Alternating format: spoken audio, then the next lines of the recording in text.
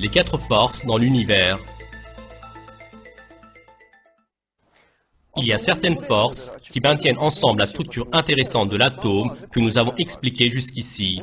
Pour comprendre cela, regardons d'abord le centre de l'atome, c'est-à-dire son noyau. Par exemple, le noyau d'un atome de carbone. La masse atomique de l'atome de carbone est 6.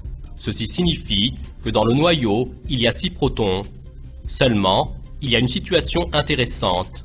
Tous les protons sont chargés avec une charge électrique positive et les particules qui ont la même charge se repoussent.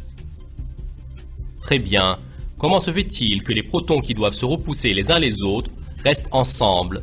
Face à cette question, les scientifiques ont considéré comme admis qu'il y a une force qui maintient ensemble les protons et ils ont désigné cela sous le nom de force nucléaire forte. Cette force nucléaire forte est l'une des 3 forces de base qui ont un effet à l'intérieur de l'atome. La deuxième force est la force nucléaire faible, qui se trouve à côté des protons et qui influence les neutrons. Quant à la troisième force, c'est la force électromagnétique qui maintient dans leur orbite les électrons qui gravitent autour du noyau de l'atome. Les électrons sont chargés négativement et sont attirés par la force électromagnétique vers le noyau chargé positivement.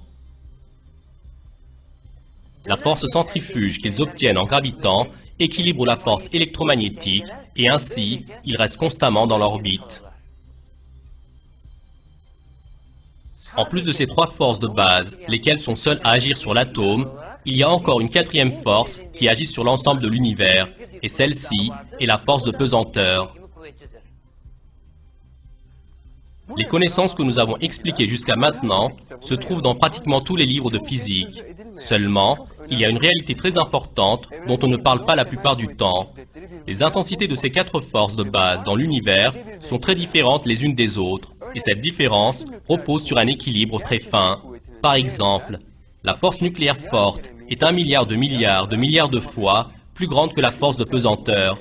Et entre la force nucléaire forte et la force électromagnétique, il y a une différence plus grande qu'1 million de fois. Si ces valeurs avaient été un peu différentes, que se serait-il passé? Par exemple, si en ce moment, la force nucléaire forte des atomes qui composent votre corps diminuait ne serait-ce qu'un peu, votre corps serait fracassé en un instant.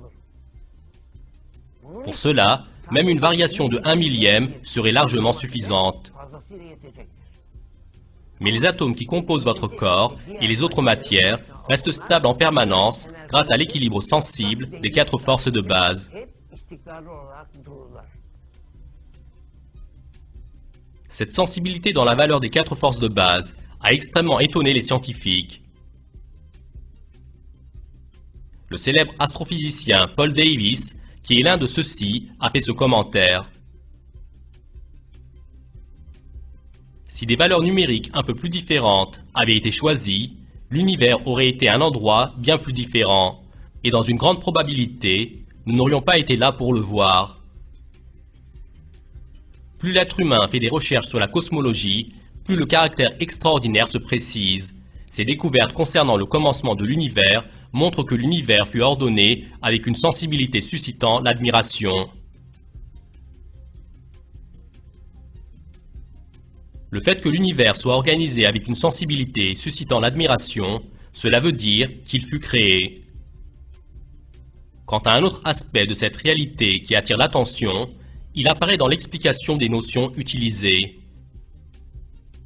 Nous avions précisé que les scientifiques avaient défini les forces physiques dans l'univers comme les 4 forces de base.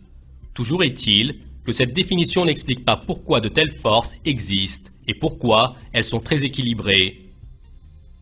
Si nous allons encore plus loin dans ces définitions, nous ferons face à la réalité qu'Allah, le possesseur de la puissance supérieure, maintient à chaque instant l'univers dans un ordre.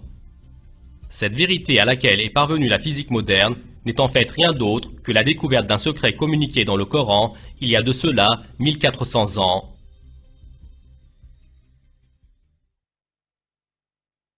Allah retient les cieux et la terre pour qu'ils ne s'affaissent pas. Et s'ils s'affaissaient, nul autre après lui ne pourra les retenir. Il est indulgent et pardonneur.